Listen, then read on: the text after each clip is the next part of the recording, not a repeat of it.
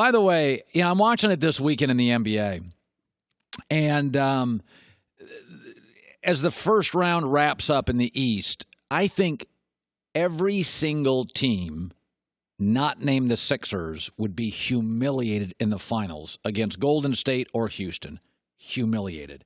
I don't even know if the Sixers can beat Boston because basketball can be matchups.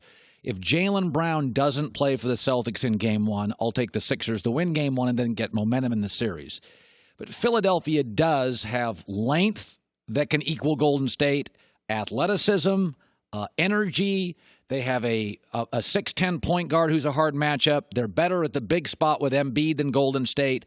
I think the one team that could go to the finals, and they would lose to Golden State or Houston, and to Golden State they'd lose badly, but they wouldn't humiliate themselves. And because they're so young and energized, they've got enough shooters, a star big, a star point guard. I think it'd be a fun series. Now, you'd watch the veterans take the young guys to school. They'd manipulate the refs. They'd manipulate the tempo. And they've just, this is a dynasty in Golden State we're talking about, who's 5-1 in the playoffs now without an MVP, Steph Curry. Like, they're just flip a switch is the dumbest sports debate show question ever. Like, they can, they do, it's not close. But you start looking at the East, and, I've always had this zany NBA theory. Whoever has the most really good players wins a series. And, Golden State's got 4, Houston's got 3.5. They've got Harden, Paul, Clint Capella, Bledsoe's a half. Indiana's just got Oladipo a half. Boston's got, I think Al Horford's good. I think Al Horford, Chris Bosh are B-plus guys. After that, Jaylen Brown's good. He's not really good. Jason Tatum's good. Could be really good, not really good now. Who, of course, LeBron throws a wrench into all of this because, and here's the way I would look at LeBron. You could say, well, what does Cleveland have?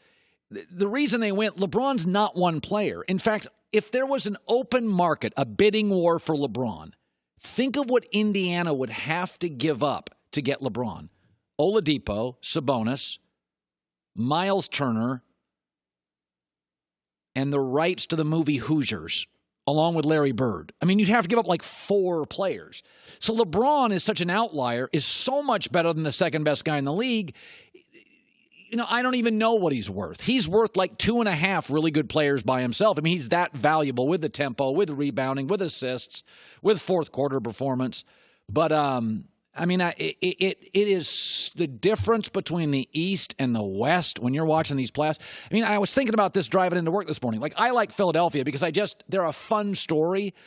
But, I mean, last year they were tanking. John, they were tanking at the end of the year last year.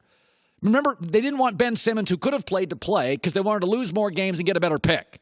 So the Sixers were tanking actively last year, and we all love them because they just beat 49-year-old Dwayne Wade and Goran Dragic. That's why we love him. I mean, a lot of this is just emotionally outside of the city of Philadelphia. Most of us just want to see a compelling final. We just want to see an interesting Eastern Conference final. I think Philadelphia and LeBron would be a great Eastern Conference final. I would take the Sixers.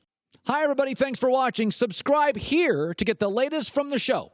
Also, be sure to check out more of the best clips from The Herd or go watch a few segments from other shows on FS1.